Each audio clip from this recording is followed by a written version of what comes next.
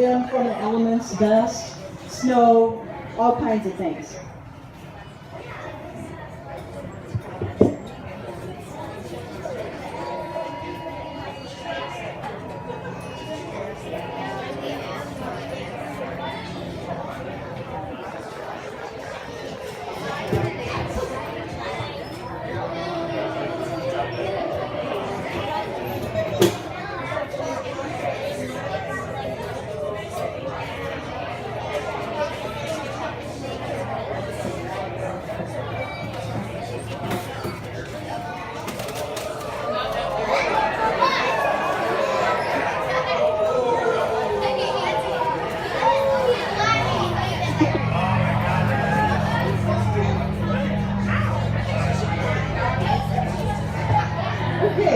So this one obviously is not an owl, but this one is the daytime counterpart of the barred owl.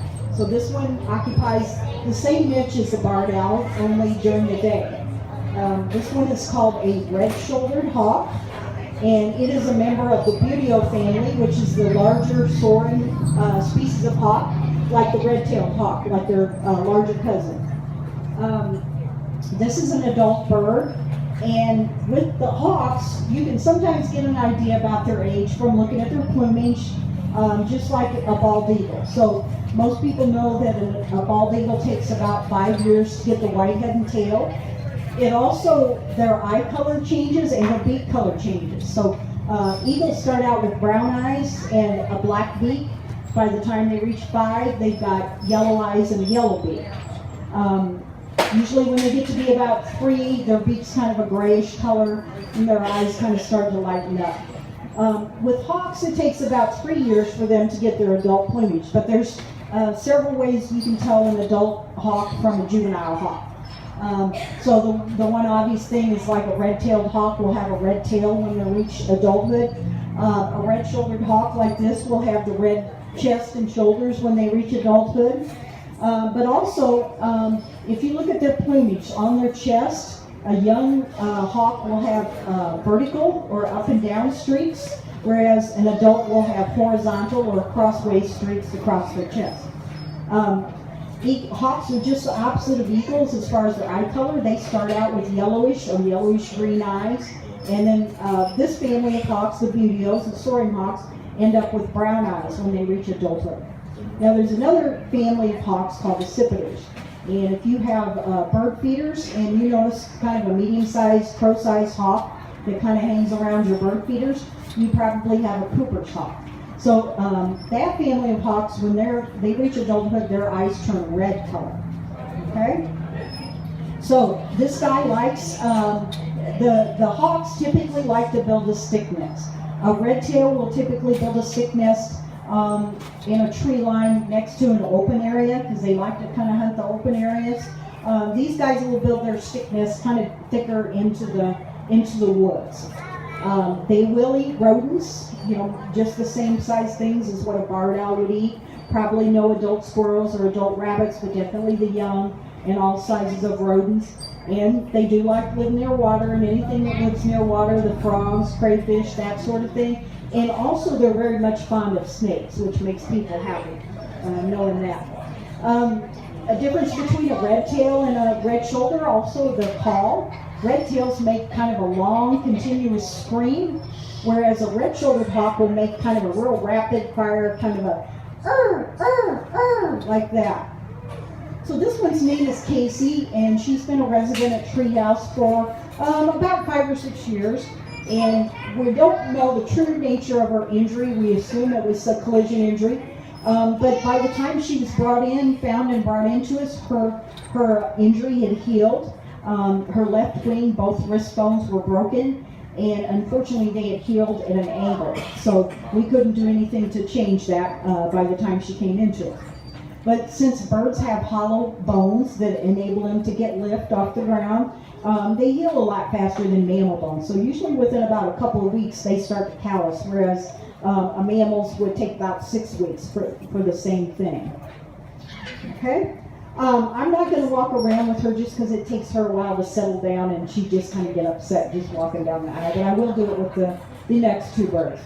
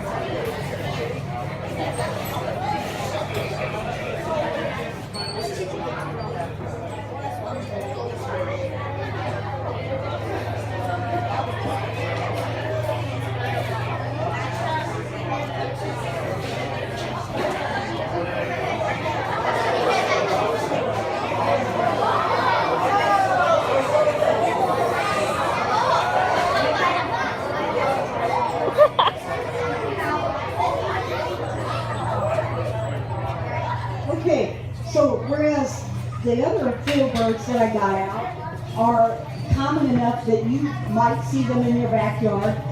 Red shoulders used to be threatened in Illinois, but they've been off the list for probably 10 to 15 years. But this one is a state endangered species. This is called the barn owl.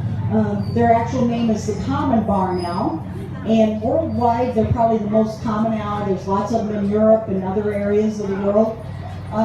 They're common in other areas of the U.S., along the East Coast, West Coast, and in the South.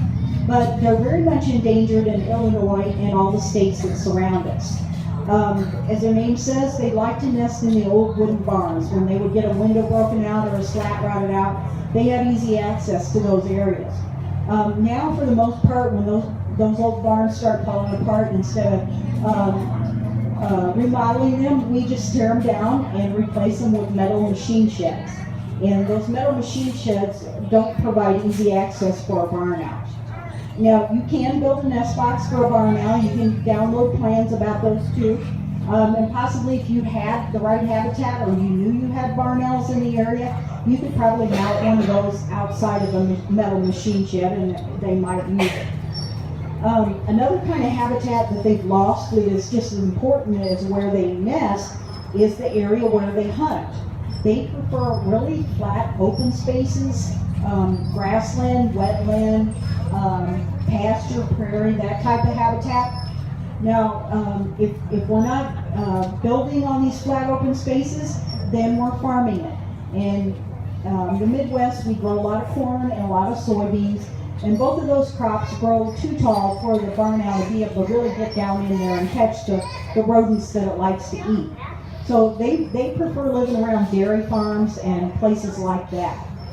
So as a result, we just don't have a lot of them left in Illinois. When we do see them, they usually come from areas like Carlisle and places like that, where Breese, Illinois, and there seems to be quite a bit of the right kind of habitat for them to hunt in those areas. Now, barn owls are one of the owls that you can tell the gender from males from females. The males have the white face and the white chest. So Casper here is a male. If Casper was a female, it would have a real tan or beige colored chest and face. This one, Casper, was found near the Kaskaskia River. There was a guy fishing, and he saw it on the ground, and he took a picture of it with his cell phone and sent it to his son, who is a biologist up around Chicago. And his son sent a message back, "Hey Dad, that's a barn owl, they're really endangered, you need to find help for it."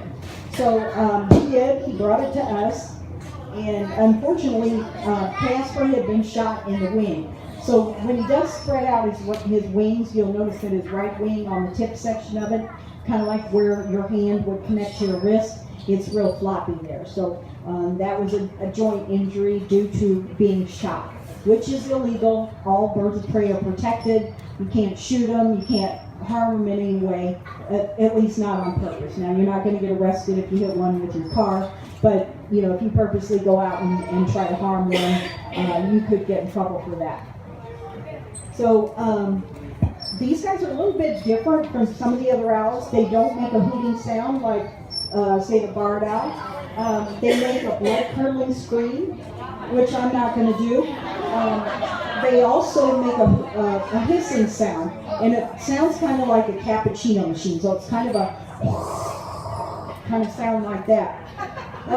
Most owls only nest one time of the year, so that's usually in the spring. If for some reason, the eggs don't hatch, they may re-nest, but they're only going to raise one clutch of young a year. But barn owls are kind of the exception.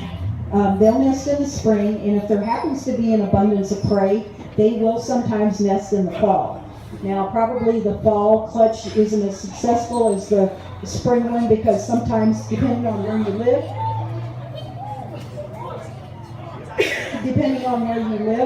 winter might come kind of early, or it may be extremely cold or snowy or things like that, and that might contribute to them not being successful nesting. Another thing, typically the larger owls will lay less eggs, so a barred owl maybe will lay 2 to 4. A screech owl might lay 6, 7 eggs, but barn owls are kind of a medium-sized owl, and they kind of throw that rule out. They'll lay 7, 8 eggs, something like that. But not all of the time do all of them hatch, and definitely not all of them make it to where they're able to fly or whatever, as far as the amount of food that's out there and available to them. Okay, I'm going to walk around with Casper a little bit.